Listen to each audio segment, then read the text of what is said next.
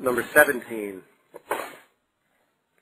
Hello, Peter. Many debunkers and naysayers. Actually, wait a minute. I already did that one. That's what I talked about at the beginning. Number 18. Do you think something needs to be done beyond introducing people into the movement's thought? For example, some people start a test city. Okay, these are the continual questions that come up over and over again about the city. I already answered that one. Number 19.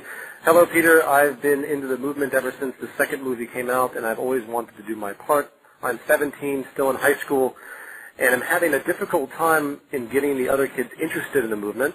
Any thoughts on how to do this? I will be going to Washington, D.C. for a week in the spring with a National Youth Leadership Forum, meeting with politicians. I want to try to spread the word there. Well, I believe the youth, engaging youth is difficult because they are in a fragile state. It's very good, actually.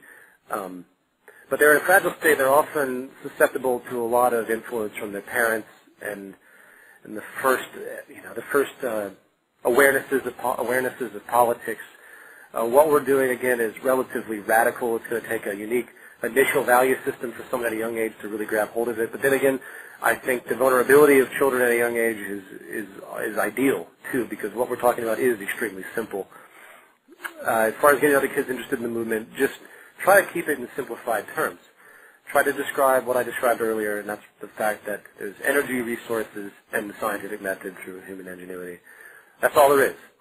If you can break things down in a simplified manner so they can get rid of their biases, and it's very easy to provide examples for this, and as I've said before, we're going to be looking at some very interesting times as this sort of peak everything begins to materialize. The system is going to show its hand, and you're not going to have to do much defending of the problems of the system. You simply have to take the problems and address each aspect of those problems and show how the Venus Project and the resource-based economy proposes direct solutions.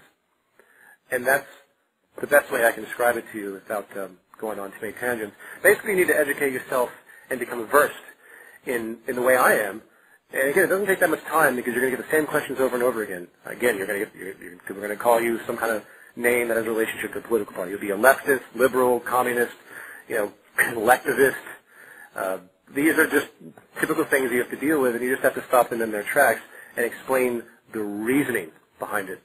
Because once the reasoning is presented, there's no one I can find that can refute it.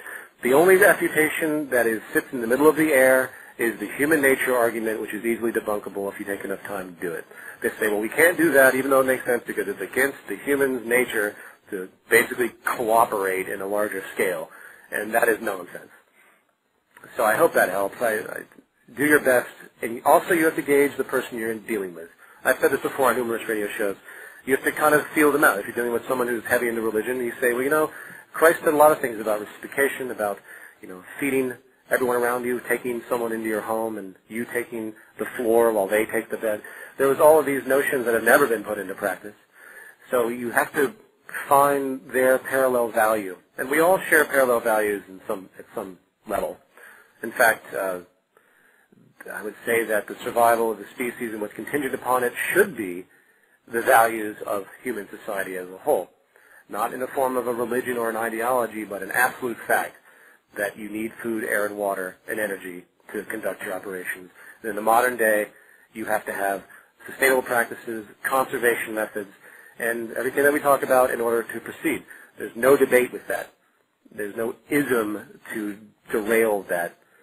It's not humanism, it's not environmentalism. I don't even know of a word for it. I don't really care to find one. So we have 5 minutes before Gilbert comes on.